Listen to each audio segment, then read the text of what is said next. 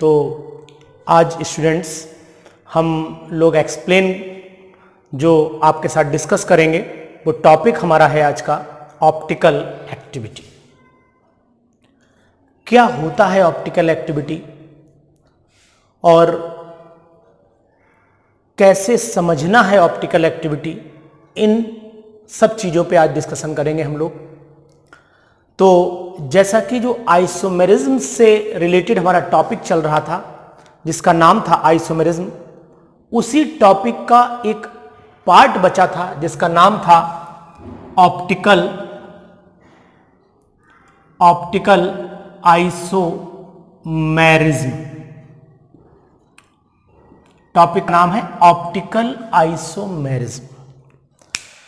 लेकिन optical activity या optical isomerism समझने से पहले यह समझना जरूरी हो जाता है कि इसमें जो रिलेटेड टर्म्स हैं, इसमें रिलेटेड जो पॉइंट हैं वो क्या क्या होंगे। जैसे सबसे पहले हम लोग बात कर लेते हैं एक कायरल कार्बन एटम की।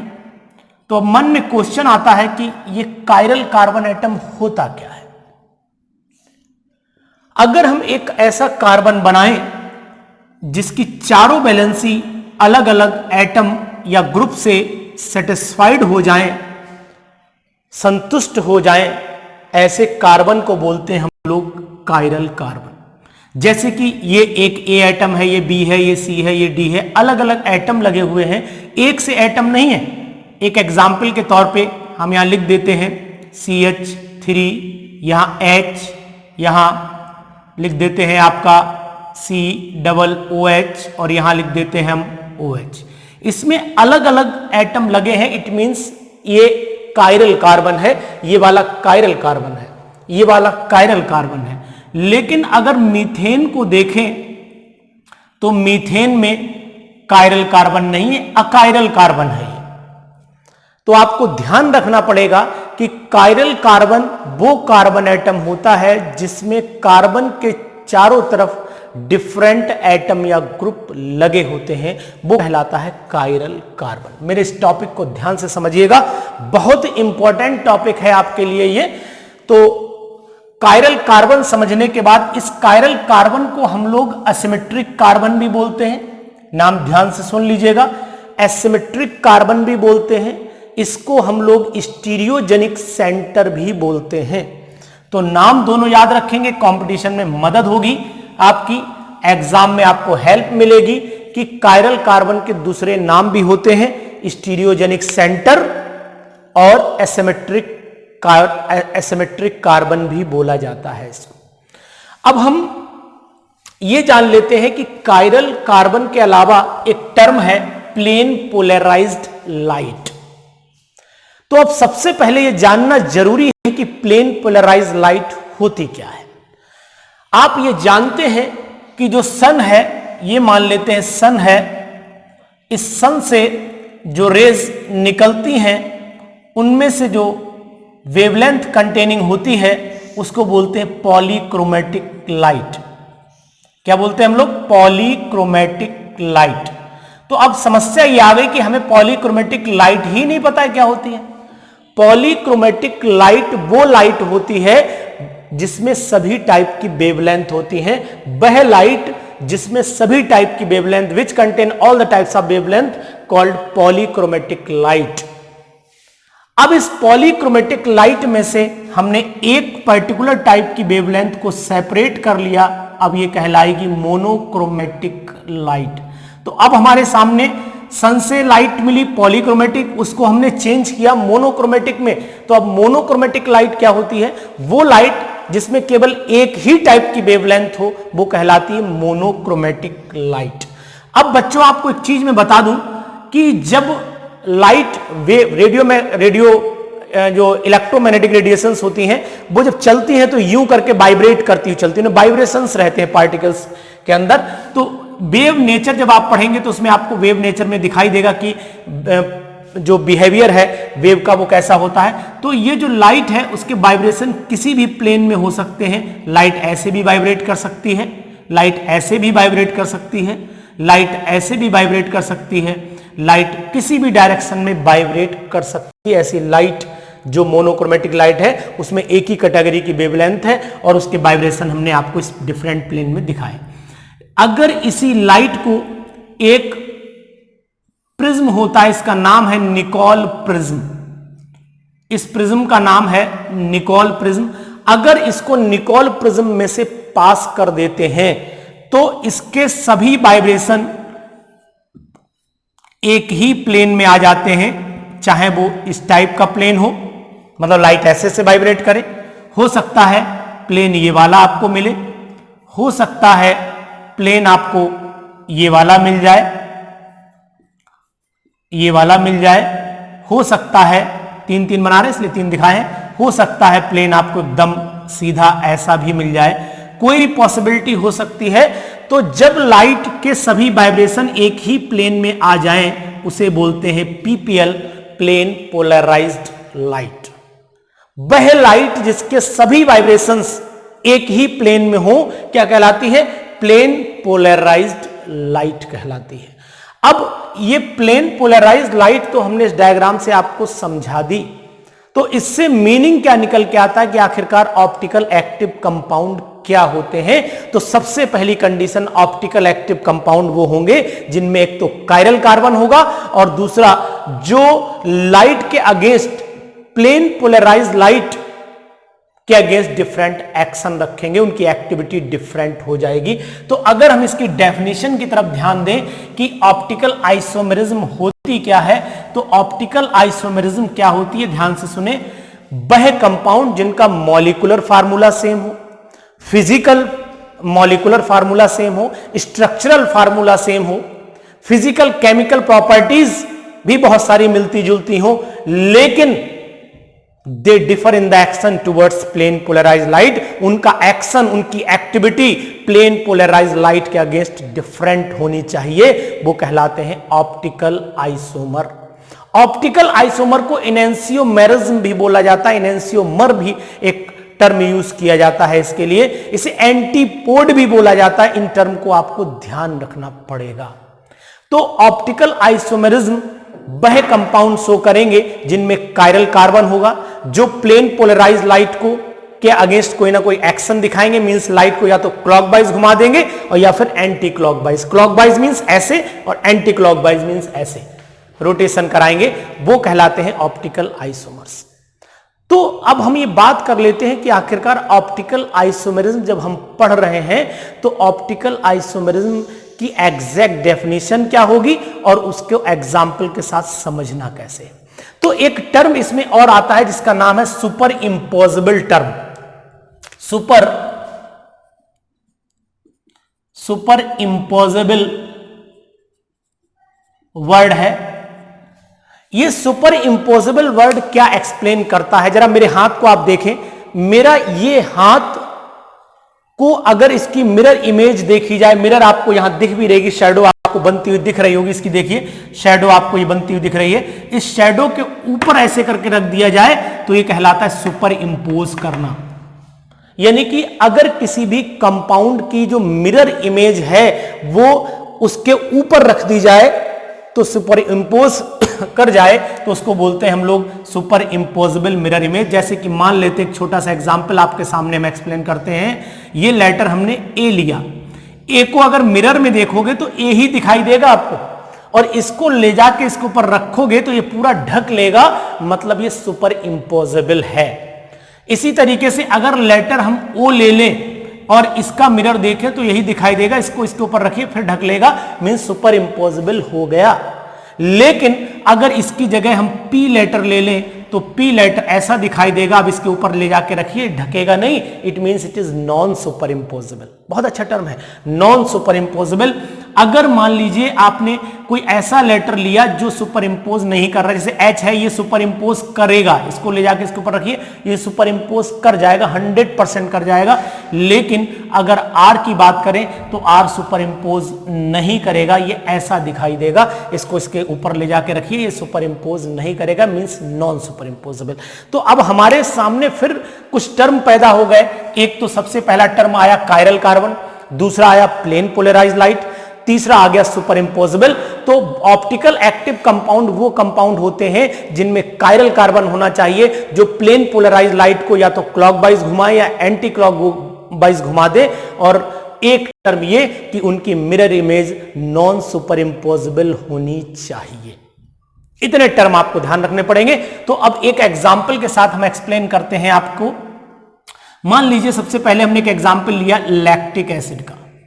ये लैक्टिक एसिड का एग्जाम्पल लिया हमने, यहां C बनाया, यहां CH3 बनाया है ना, यहां COOH बनाया, यहां H बनाया, यहां OH बनाया।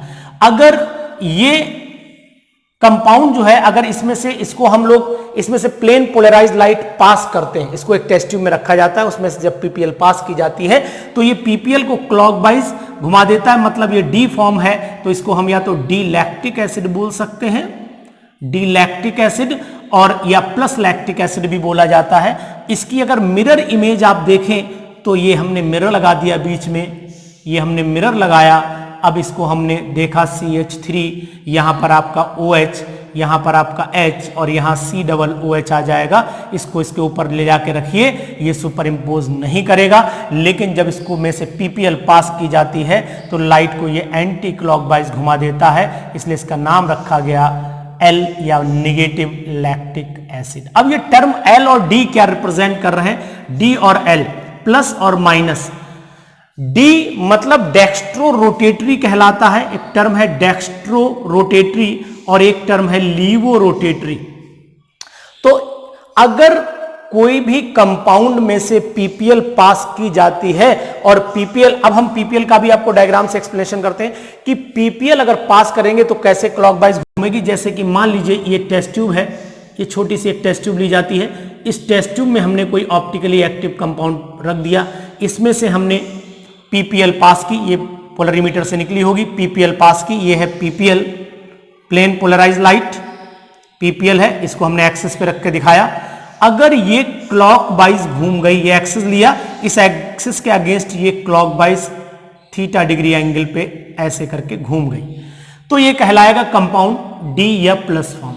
अगर यही लाइट एंटी क्लॉकवाइज घूम जाती, ऐसे घूम जाती थीटा डिग्री एंगल पे, तो ये कहलाता एल या माइनस फॉर्म। तो यानी अगर कोई ऑप्टिकली एक्टिव कंपाउंड लाइट को क्लॉकवाइज घुमाता है तो वो डी या प्लस फॉर्म में आ जाता है, और अगर वो एंटी क्लॉकवाइज घुमाता है तो वो एल या नेगेटिव फॉर्म में आ जाता है। तो ये कंडीशंस हैं डेक्स्ट्रो और लीवो रोटेटरी कंपाउंड्स की।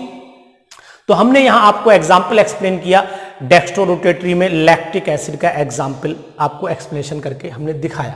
तो अब यहां कुछ टर्म ऐसे भी हैं जो आपको एक्सप्लेन करने होंगे, जैसे कि मान लीजिए हमने एक एग्जाम्पल लिया टार्टरिक एसिड का, एक एग्जाम्पल ले लेते हैं हम टार्टरिक एसिड का, उसको भी एक्सप्लेन करके आपको दिखाते हैं कि टार्टरिक एसिड का एक्सप्लेनेशन कैसे होगा। अब मान लीजिए हमने टार्टरिक एसिड लिया, टार्टरिक एसिड का फार्मूला बेटा यहाँ COOH आ जाता है, यहाँ पर C, फिर यहाँ पर भी COOH आ जाता है, यहाँ H आता है, यहाँ OH आता है, यहाँ OH आता है, यहाँ H आता है। इसकी अगर हम मिरर इमेज ले लेते हैं तो जरा मिरर इमेज को देखें आप, क्या बन जाएगी, ये C यहाँ आएगा, C यहाँ आएगा, H इधर आ जाएगा, OH इधर आ जाएगा, COOH यहीं पर है, यहाँ पर OH आ जाएगा, यहाँ पर H आ जाएगा और यहाँ पर COOH है। अब ये लाइट को क्लॉकवाइज घुमाएगा, रोटेशन देखिएगा, ये लाइट को एंटी क्लॉकवाइज घुमाएगा। इट मींस ये D या प्लस टार्टरिक एसिड है, ये L या माइनस टार्टरिक एसिड है। यानी कि अगर लाइट को क्लॉकवाइज घुमाया तो डी फॉर्म और लाइट को एंटी क्लॉक घुमाया तो टार्टरिक एसिड का एग्जांपल हमने आपको एक्सप्लेन किया। इसके दो फॉर्म तो ये हो गए, और एक फॉर्म मीजो कहलाती है। मीजो फॉर्म क्या होती है, ये ऑप्टिकली इनएक्टिव फॉर्म होती है क्योंकि इसके अंदर रेस्ट्रिक्टेड रोटेशन हो जाता है। कैसे, वो आपको अभी डायग्राम समझ में आएगा। ये लाइट को इधर घुमाना चाहे और ये भी लाइट को इधर घुमाना चाहे तो लाइट तो रोटेट ही नहीं करेगी, ओवरऑल नो रोटेशन, कोई रोटेशन नहीं हो पाएगा। जब रोटेशन नहीं हो पाएगा तो इसका मतलब ये ऑप्टिकली इनएक्टिव कंपाउंड कंसीडर किया जाएगा। ये मीजो कंपाउंड है, ऑप्टिकली इनएक्टिव। इसका भी अगर मिरर इमेज बनाए तो इसका मिरर इमेज भी उल्टा ही ऐसा ही बिल्कुल बनेगा, लेकिन ये एक दूसरे के सुपरपोजेबल कहलाएंगे, सुपर इम्पोजेबल टर्म जो हम यूज करते हैं। तो अब बेटा आपको यहां पर यह समझना जरूरी हो जाता है कि आखिरकार ये कौन सा मेथड है जिसके थ्रू हम लोग ये कैलकुलेट करते हैं कि आइसोमर आएंगे कितने। यानी हम आपको अब ये बताना चाहते हैं कि आइसोमर, ये टार्टरिक एसिड का एग्जांपल आप आसानी से देख लीजिए, वीडियो को रोक करके आप इसे ड्रॉ कर लीजिएगा, ये नीचे मीसोफॉर्म लिखी हुई है। तो अब जैसे टार्टरिक एसिड के यहां पर 3 आंसर देखने में 4 लग रहे हैं, आंसर 3 ही है कि इसके 3 आइसोमर बनेंगे, स्टीरियो आइसोमर बनेंगे। तो मैं आपको ये तरीका बताता हूं कि आखिर बात का टॉपिक है डायस्टीरियोमर्स।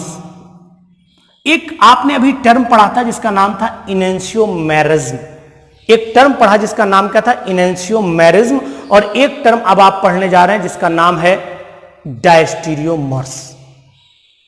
तो हमारा टॉपिक है अब नया इंपॉर्टेंट टॉपिक है डायस्टीरियोमर्स। क्या होते हैं डायस्टीरियोमर्स, एक्सप्लेन। देखिए मैं एक एग्जांपल लेता हूं, उस एग्जांपल से आपको एक्सप्लेन करता हूं। यहां मैंने CH3 ले लिया, यहां मैंने H ले लिया, यहां C, यहां मैंने H ले लिया, यहां Br लगा देते हैं, यहां Cl लगा देते हैं, यहां CH3 लगा देते हैं। ये एग्जाम्पल है।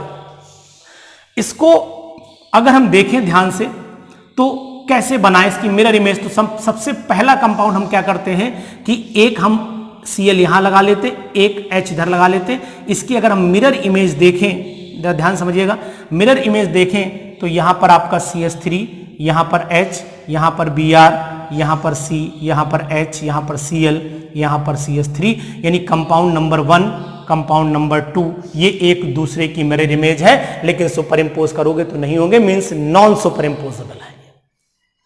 अब अगर ये ऐसा होता कि यहां CH3 लेते, यहां H लेते, यहां Cl लेते, यहां H लेते, यहां Br लेते, यहां CH3, इसकी भी मिरर इमेज बना देते तो कंपाउंड नंबर 3 आ जाता। और यहां पर हम CH3 ले लेते, यहां पर Cl ले लेते, यहां पर H ले लेते, यहां पर Br ले लेते, यहां पर H ले लेते, यहां CH3, ये कंपाउंड नंबर 4 बन जाता। अब ऐसे 2 कंपाउंड जो ऑप्टिकली एक्टिव तो हो, ये भी इनेंशियोमर, ये भी इनेंशियोमर, ये बीच में मिरर लगा रखा है, ये दोनों अलग अलग चीजें हैं। तो ऐसे 2 ऑप्टिकली एक्टिव कंपाउंड जो एक दूसरे की मिरर इमेज तो हो और उनकी mirror image non superimposable भी हो, उन्हें बोलते थे enantiomers. Optically active compounds which having non superimposable mirror image, उनको हमने इनेंशियोमर्स बोला। लेकिन ऐसे 2 ऑप्टिकली एक्टिव कंपाउंड जो एक दूसरे की मिरर इमेज सुपर इंपोज न कर रहे हो, जो एक दूसरे की मिरर इमेज सुपर न कर रहे हो, तो उनको हमने इनेंशियोमर। लेकिन अब इन दोनों को देखो जरा, ऐसे 2 ऑप्टिकली एक्टिव कंपाउंड जो एक दूसरे की मिरर इमेज ही नहीं है, ये कहलाते हैं डायस्टीरियोमर्स। तो डायस्टीरियोमर्स वो ऑप्टिकली एक्टिव कंपाउंड हो गए जो एक दूसरे की मिरर इमेज नहीं होते हैं। इस एग्जाम्पल के थ्रू आप आसानी से समझ लीजिएगा कि क्या होते हैं डायस्टीरियोमर्स। तो अब आपने यहां समझा कि डायस्टीरियोमर्स क्या हो जाते हैं। तो यहां पर एक चीज और इंडिकेट करने वाली है आपको कि डायस्टीरियोमर्स समझने के बाद, यानी कि आखिरकार ऑप्टिकली एक्टिविटी और ऑप्टिकली इनएक्टिविटी आती कहां से है। हम आपको ये बता दें कि ऑप्टिकली इनएक्टिविटी और ऑप्टिकली एक्टिविटी कैलकुलेट करने के लिए सबसे पहले आपको ये ध्यान रखना पड़ेगा कि रेसमिक मिक्सचर क्या होता है और रीसोल्यूशन क्या होता है। दोनों की बातें भी हम लोग कर लेते हैं। तो रेसमिक मिक्सचर और रीसोल्यूशन में भी ध्यान रखिएगा। देखिए यहां एक चीज और बता दें, number of the DL isomers जब आप कैलकुलेशन करें तो इनको टोटल जरा ध्यान रखिएगा कि नंबर ऑफ डीएल आइसोमर्स कैसे कैलकुलेट करते हैं, नंबर ऑफ मेसो आइसोमर्स कैसे कैलकुलेट करते हैं। यहां पर हमने आपको सबसे पहला फार्मूला बताया था, सबसे पहला फार्मूला बताया था जिसमें किसी भी प्लेन को हाफ में डिवाइड नहीं कर सकते हैं। दूसरा फार्मूला आपको बताया था किसी भी प्लेन में उसको डिवाइड कर सकते हैं। तीसरा फार्मूला आपको बताया है किसी भी प्लेन में डिवाइड करें लेकिन कार्बन का नंबर उसमें क्या होना चाहिए, ऑड होना चाहिए। तो एग्जाम्पल के साथ हमने आपको एक्सप्लेनेशन दिया था। तो एग्जाम्पल के साथ एक्सप्लेनेशन जब आपको दिया था तो यहां पर जब टोटल निकालेंगे तो टोटल में क्या होगा कि सभी के फार्मूले बताए थे, इसमें बताया था, इसमें बेटा एक चीज ध्यान रखिएगा, यहां पर हाफ आएगा, यहां पर भी हाफ आएगा, इसके लिए आप थोड़ा सा ध्यान कर लीजिएगा। अब इसमें अगर ये चीज जोड़ेंगे तो ये और ये कैंसिल, ओवरऑल 2n-1 ही आएगा। यहां पर हाफ आना चाहिए जो मैंने पहले नहीं लिखा था, इस बात का भी थोड़ा सा ध्यान रखिएगा। अब रेसमिक मिक्सचर क्या होता है। रेसमिक मिक्सचर हम लोग बात कर लेते हैं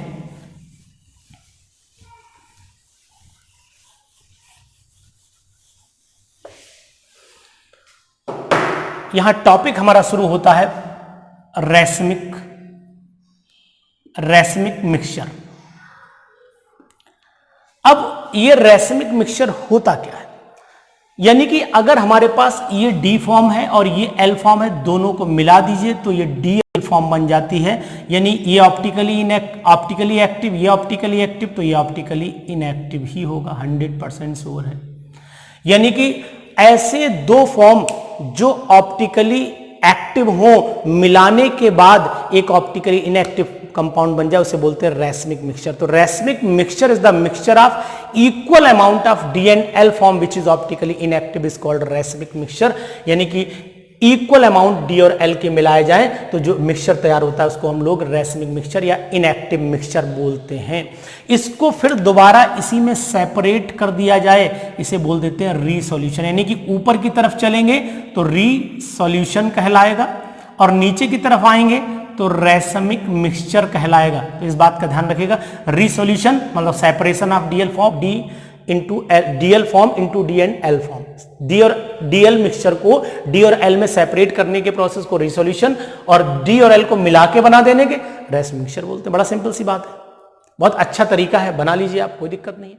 अब यहां पर आपको एक चीज मैं और इंडिकेट कर देता हूं कि रिसोल्यूशन जब करते हैं यानी सेपरेशन करते हैं तो फिजिकल मेथड भी होते हैं। फिजिकल मेथड में क्रिस्टल बना लिए जाते हैं और माइक्रोस्कोप की मदद से फोर्सेप्ली या चिमटी ली उससे सेपरेट कर रहे हैं, लेकिन ये टाइम कंज्यूमिंग है। दूसरा मेथड बायोकेमिकल मेथड है। बायोकेमिकल में हम लोग क्या करते हैं कि बैक्टीरिया डेवलप कर देते हैं जो डी या एल फॉर्म में से एक को खा लेता है, तो एक बचती है, लेकिन यहां सेपरेशन नहीं हुआ, एक फॉर्म डिस्ट्रॉय हो गई। तो हम लोग केमिकल मेथड यूज करते हैं जिसमें एक ऐसा केमिकल कंपाउंड डालते हैं जो डी और एल दोनों के साथ रिएक्शन करके एसिड और बेस बनाता है और उसके बाद दोनों को सेपरेशन कर लेते हैं हम लोग, इसे रिसोल्यूशन कहा जाता है। Separation of DL mixture into D and L form. एक टर्म लास्ट में आपसे और डिस्कशन कर लेते हैं जिसका नाम है रिटेंशन एंड इन्वर्जन। बड़ा इंपॉर्टेंट टर्म है रिटेंशन और इन्वर्जन। इसको हम लोग ऐसे समझते हैं, जरा एक एग्जांपल ले लेते हैं। एक हमने सी बनाया, यहां हमने एक एटम X लगा दिया, यहां एक एटम Y लगा दिया, यहां एक एटम हमने मान लेते हैं CH3 लगा दिया, एक एटम यहां पर हमने मान लीजिए सपोज कर लेते हैं COOH लगा दिया। और अगर प्रैक्टिकली जनरल एग्जांपल लेना चाहते हो तब भी मैं ले लेता हूं। यहां H लगा लीजिए, यहां पर Cl लगा लीजिए, यहां पर आप CH3 लगा लीजिए, यहां पर CH2COOH ऐसे लगा लीजिए, कोई दिक्कत नहीं है, कैसे भी लगाइए। और फिर और भी एग्जाम्पल लगाना है तो यहां पर यहां पर COOH लगा दीजिए, तब भी बन जाएगा एग्जाम्पल। आप कैसे भी बना लीजिए, कोई दिक्कत वाली बात नहीं। अब आपने क्या काम किया, इसको हमने एक्वस KOH के साथ में ट्रीटमेंट दे दिया। जैसे ही एक्वस KOH रिएक्शन करेगा KCl रिलीज हो जाएगा, H यहां आया, C मैंने बहुत सारे, कोई भी इनमें से बनाइएगा जो मैंने मिटा मिटा के बनाए हैं, वो सिर्फ आपके लिए कि आप आसानी से लिख लें। यहां पर OH आ जाता है। अगर ऐसी कंडीशन हो जाए कि इसी में से हम एक्वस KOH जब डालें तो मॉलिक्यूल पलट जाए, यानी कहने का मतलब है कि OH इधर लग जाए जबकि Cl उधर था, H इधर आ जाए, ऊपर COOH हो जाए और यहाँ पर CH2COOH या CH3, आप कोई भी कंपाउंड ले लीजिए। हम सिर्फ हमारा मकसद इस समय समझाना है आपको। देखिए, जब एक ऑप्टिकली एक्टिव कंपाउंड किसी दूसरे ऑप्टिकली एक्टिव कंपाउंड में कन्वर्ट हो जाता है विद चेंज इन एटम, जो कायरल कार्बन एटम है उसको वो चेंज हो जाएगा। यहां पर कायरल कार्बन पे क्लोरीन लगा है, वहां पर OH लगा है, दिस इज कॉल्ड रिटेंशन। इधर वाला पोर्शन मैंने रिटेंशन में डाला है, यानी कि एक ऑप्टिकली एक्टिव कंपाउंड दूसरे ऑप्टिकली एक्टिव कंपाउंड में चेंज हो जाए with change in chiral carbon, यानी कि by changing replacement, displacement reaction, substitution reaction of से मैंने कन्वर्जन दिया है। तो जब एक ऑप्टिकली एक्टिव कंपाउंड किसी दूसरे ऑप्टिकली एक्टिव कंपाउंड में चेंज हो जाए विद चेंज इन एटम और group with change in chiral carbon is called retention. लेकिन अगर मॉलिक्यूल एक ऑप्टिकली एक्टिव कंपाउंड दूसरे ऑप्टिकली एक्टिव कंपाउंड में कन्वर्ट हो जाए विद द इनवर्ट स्ट्रक्चर, उल्टा स्ट्रक्चर आ जाए, देखिए यहां क्या था, यहां क्या, पलट गया स्ट्रक्चर। रिटेंशन के बाद ये प्रोसेस हो जाता है इन्वर्जन। इन्वर्ट हो गया, उल्टा हो गया, जैसे हम लोग आंधी जब आती छाता ऐसे लेकर के जाते हैं, छाता पलट जाता है, वैसे मॉलिक्यूल पलट जाता है, इसी को बोलते हैं हम लोग इन्वर्जन बोलते हैं। क्या बोलते हैं? इन्वर्जन। तो ये कुछ टर्म थे जो मैंने आपके साथ डिस्कशन किए आइसोमेरिज्म में, ऑप्टिकल आइसोमेरिज्म में। तो हमारा टॉपिक जो आइसोमेरिज्म चल रहा था वो इन्हीं जो टॉपिक्स के साथ कंप्लीट होता है। इसको आप पढ़िएगा, रिवाइज करिएगा, अच्छे से एग्जाम के लिए तैयार करिएगा। ये topic class 11th, class 12th plus JEE main और नीट कंपटीशन सभी के लिए बहुत इंपॉर्टेंट है। तो लगातार हमारे साथ बने रहिए हमारे YouTube चैनल पे और अपनी पढ़ाई को कंप्लीट करते रहिए। अपना समय खराब न करिए, घर पे रह करके भी आप अच्छी पढ़ाई कर सकें, इसके लिए लगातार हम आपके साथ हैं। धन्यवाद। Thank you. Have a nice day.